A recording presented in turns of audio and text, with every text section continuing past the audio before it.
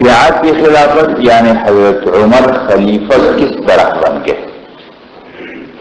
سب سے پہلی بات ہے کہ خلافت کے لیے حضرت عمر کا انتخاب ہوا۔ حضرت ابوبکر صدیق رضی اللہ تعالیٰ جب بیمار ہوئے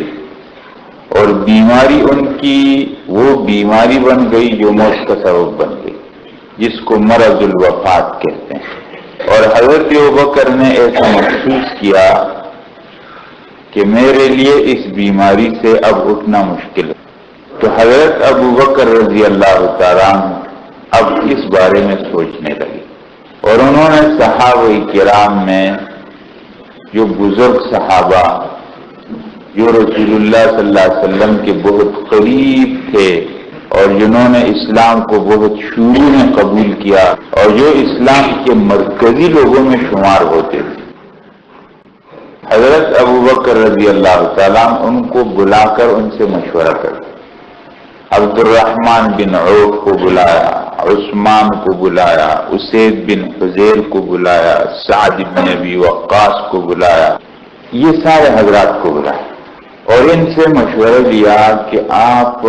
عمر کے بارے میں کیا کہتے ہیں؟ تو سب نے کہا کہ عمر بہت موزون اور مناسب آدمی ہے۔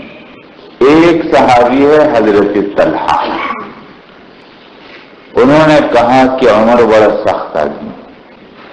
اس پر حضرت ابوبکر نے فرمایا کہ عمر اس لیے سخت ہے کہ میں نرم ہوں، اور جب میں نہیں رہوں گا تو عمر نرم ہو جائے گا۔ پھر حضرت ابوبکر نے ایک وصیت لکھی اور اس وصیت میں لکھا کہ میرے ذمے آپ لوگوں نے جو امانت ڈالی اور جو ذمہ داری میرے حوالے کی تھی، آج میں وہ ذمہ داری تم کو واپس کر رہا ہوں، اور مجھے ایسا لگتا ہے کہ اب میں تمہارے درمیان سے چلا جاؤں گا۔ میں یہ چاہتا ہوں کہ اس خلافت کے مسئلے کو حل کر دوں تاکہ تم ان اختلافات کے اندر نہ پڑ جاؤ۔ میرے نزدیک موزون آدمی عمر ہے اور میں عمر کا انتخاب کرتا ہوں۔ حضرت عثمان کو وصیت نامہ دیا اور انہوں نے وہ وصیت نامہ پورے صحابہ کرام کے مجمع میں پڑھ کر سنایا، اور تمام صحابہ کرام کا اجماع اور اتفاق ہو، اور حضرت عمر خلیفہ منتخب ہو گئے۔ حضرت عمر نے منتخب ہونے کے بعد ایک خطبہ دیا ہے۔ حضرت عمر نے یہ خطبہ دیا،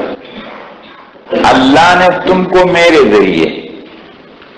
اور مجھ کو تمہارے ذریعے سے آزمائش میں ڈالا، قرآن کو پڑھو اور اس پر عمل کرو، اپنے اعمال کو تولو اس سے قبل کہ ان کو تولا جائے، اس بڑی پیشی کے لیے اپنے آپ کو تیار کرو جس دن تم اللہ کے سامنے پیش کیے جاؤ گے اور کوئی بات خفیہ نہیں رہے گی۔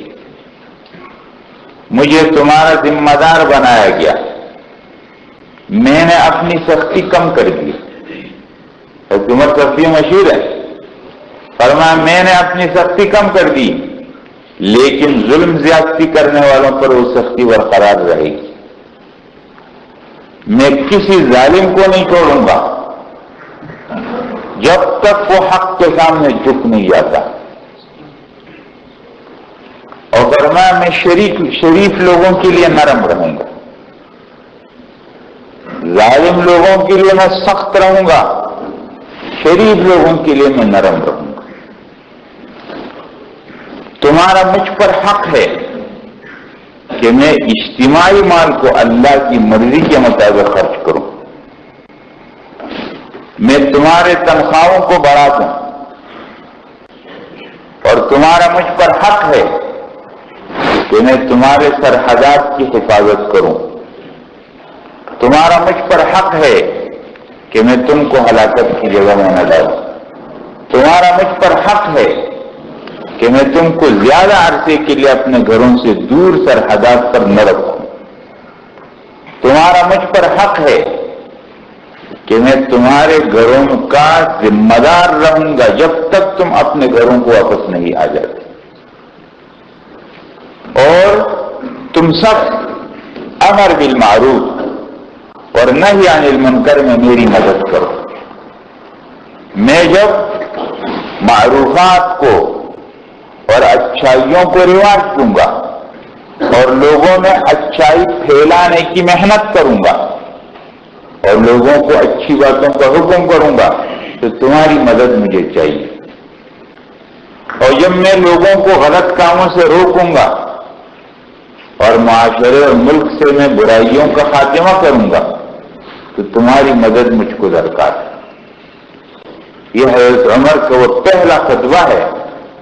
جو انہوں نے خلیفہ منتخب ہونے کے بعد اس امت کے سامنے دیا تھا۔ اس سے نظر آتا ہے کہ حضرت عمر اس خلافت کو کس انداز میں چلائیں گے۔ اب حضرت عمر کے کارنامے آتے ہیں۔ حضرت عمر کے دور میں فتوحات عراق کا پورا علاقہ ایران تک فتح ہوا،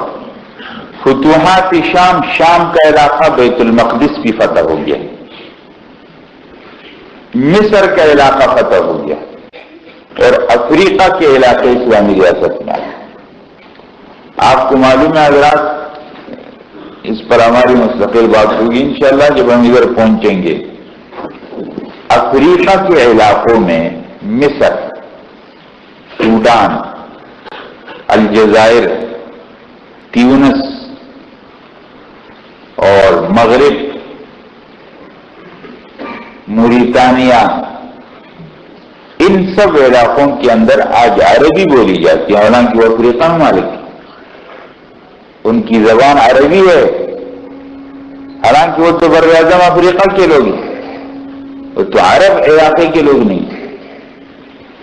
لیکن جب اسلامی ریاست آگے گئی ہے اور افریقہ کا علاقہ اسلامی ریاست کا حصہ بنا ہے تو انہوں نے اپنی زبان عربی بنا لی۔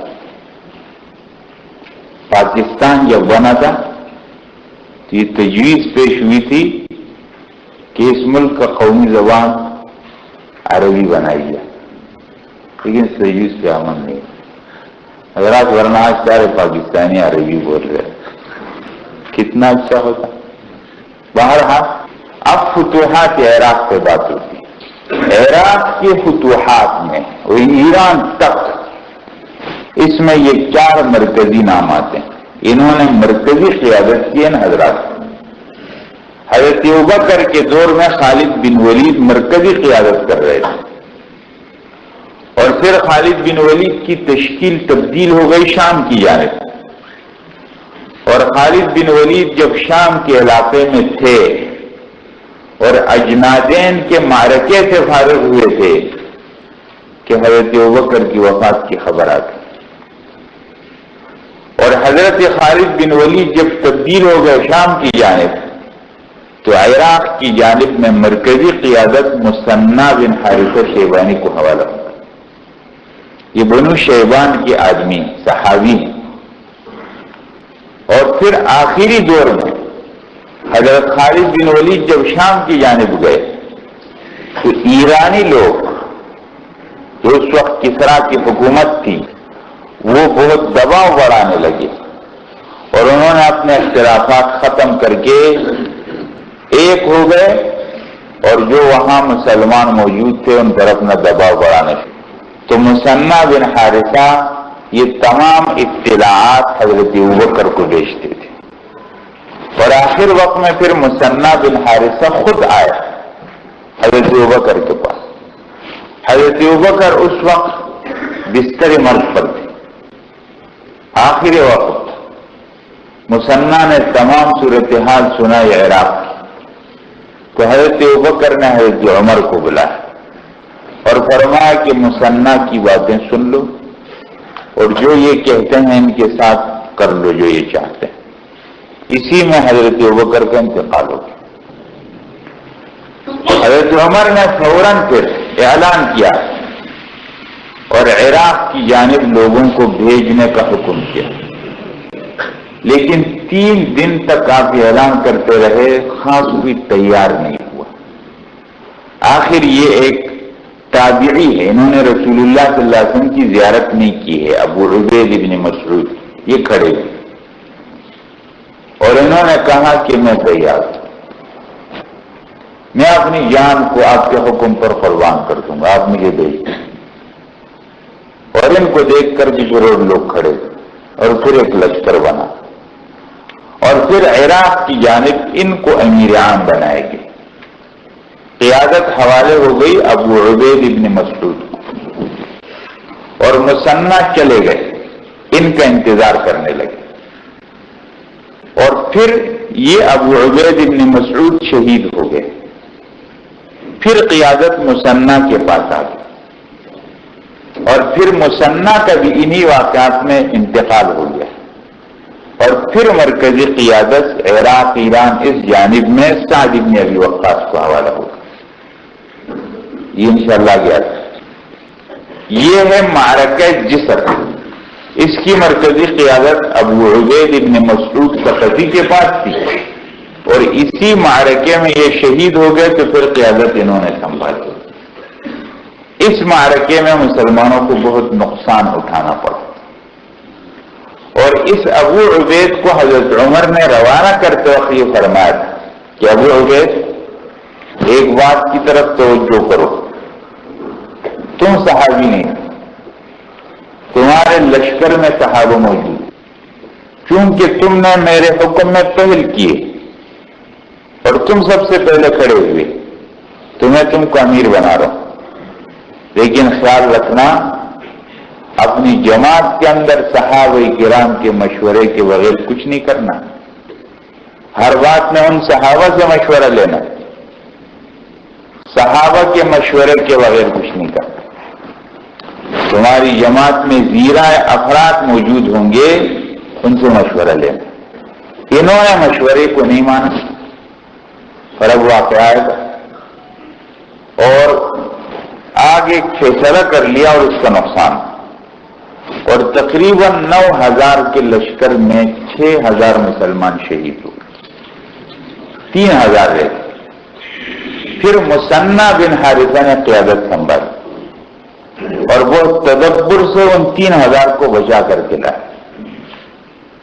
اس کے بعد دوسرا معرکہ ہوا جس کی قیادت مثنى خود کر رہے تھے اور حضرت عمر نے ان کی مدد کے لیے عصمہ بن عبداللہ زبی اور جریر بن عبداللہ بجلی کو بھیجا، اور پھر حضرت عمر حضرت مثنى نے ان پچھلے واقعات کی روشنی میں ان سے تجربہ حاصل کرتے ہوئے حکمت عملی کی اور پھر ایرانیوں کو اور کسرا کی طاقت کو اتنا مارا کہ اندازہ بتایا جاتا ہے کہ ان کے 1,00,000 آدمی مارے تھے، اور پھر آگے دور تک چلے گئے اور پھر مثنى نے اس پورے بارڈر پر ایرانی طاقت کو بہت کمزور کر دیا اور ایرانی طاقت کا مورال بہت نیچے آ گیا۔ یہ 2 واقعے ہوئے تھے۔ حضرات یہ آپ دیکھ رہے ہیں، یہ دریائے فرات ہے، اس دریائے فرات کے اس طرف مسلمان تھے اور اس سے اس طرف یہ رومی حکومت تھی، یہ لوگ یہاں پر آ گئے۔ اس دریائے فرات پر ایک پل تھا، قیادت کر رہے تھے ابو عبید۔ جب ایرانی لشکر یہاں آیا تو دریا سے اس طرف ایرانی، اس طرف مسلمان۔ ایرانی لشکر کے قائد نے مسلمانوں کو کہا کہ آپ لوگ پار ہو کر آتے ہیں یا ہم آ جائیں؟ مسلمانوں نے اپنے قائد کو کہا کہ ہم کو پار ہو کر نہیں جانا چاہیے، اس جگہ موجود نہیں، لیکن انہوں نے کہا ہم کیوں پیچھے رہیں گے، وہ پار ہو کر چلے۔ انہوں نے بہت تنگ جگہ چھوڑی تھی، جگہ بہت تنگ تھی اور وہاں سے ایرانی لشکر ہاتھیوں پر سوار ہو کر آتے اور یہاں سے گھوڑوں پر جب مقابلہ ہوا، جگہ بہت تنگ تھی، مسلمانوں کی نقل و حرکت بھی بند ہو گئی، اور مسلمان جب گھوڑوں پر سوار ہو کر آگے بڑھتے تھے تو ہاتھیوں کو دیکھ کر گھوڑے بڑھتے ہی تھے۔ انہوں نے تیروں کی بوچھاڑ کر دی ایرانیوں نے، اور اسی کے اندر ابو عبید مسلمانوں کے مرکزی قائد کو ایک ہاتھی نے اپنے پاؤں کے نیچے رون ڈالا اور شہید کر دیا، اور اس طرح کافی مسلمان شہید۔ مثنیٰ نے قیادت سنبھالی اور اپنے لشکر کو کہا گھوڑوں سے اتر جا اور پیدل لڑ۔ پیچھے جو پل تھا، ابو عبید ثقفی کے خاندان کے ایک آدمی نے اس پل کو توڑ تاکہ مسلمان ثابت قدم ہو کر لڑے، لیکن نقصان کیونکہ واپسی کا راستہ ختم ہو گیا اور بہت سے مسلمان اس دریا کے اندر غرق ہو گئے۔ لیکن مثنیٰ نے جیسے قیادت سنبھالی، انہوں نے فوراً اپنے ساتھ کچھ لوگوں کو لیا اور ان ایرانیوں کے سامنے ڈٹ گئے، مقابلہ شروع ہو گیا، اور پیچھے انہوں نے کچھ لوگوں کو پل بنانے پر لگا دیا، اور مختصر سے عرصے کے اندر پل تیار ہو گیا اور مثنیٰ نے اپنے لشکر کو پل سے پار کرا دیا، اور 9,000 کے لشکر میں 6,000 شہید ہو گئے اور 3,000 بچے۔ حضرت عمر رضی اللہ تعالیٰ عنہ کو اس واقعے کی اطلاع ملی تو بہت غمگین ہوئے، اور مثنیٰ نے خط بھی لکھا کہ آپ مدد کے لیے اور لوگ بھیجیں۔ پھر حضرت عمر نے اور لوگ بھیجے، اب اور لوگ گئے ہیں اور مثنیٰ نے ان کو ہدایت کی کہ اپنے اپنے راستوں سے آ جاؤ۔ تو پھر اس راستے سے، نجف کے راستے سے عصمہ آئے، اور ادھر قادسیہ اس راستے سے جریر ابن عبداللہ گئے، اور یہاں حیرہ کے راستے سے خود حضرت مثنیٰ بن حارثہ گئے اور یہاں پر آ گئے۔ یہ بویب ایک نہر ہے جو دریائے فرات سے الگ ہوتی ہے، بویب۔ مسلمان یہاں پہنچ گئے اور سامنے سے جو لشکر تھا ایرانیوں کو بہت بڑی تعداد میں آیا۔ اب قیادت مثنیٰ کر رہے تھے، انہوں نے پھر کہا کہ آپ آتے ہیں ہم آئے؟ مثنیٰ نے کہا آپ پار ہو کر آ جاؤ۔ اب جو پار ہو کر آئے تو مثنیٰ نے اپنے لشکر کو 3 حصے کیا، دائیں طرف ایک حصہ، بائیں طرف ایک حصہ اور بیچ میں ایک حصہ، اور جب یہ 3 حصے اور ان کے مقابلے میں 3 حصے آئے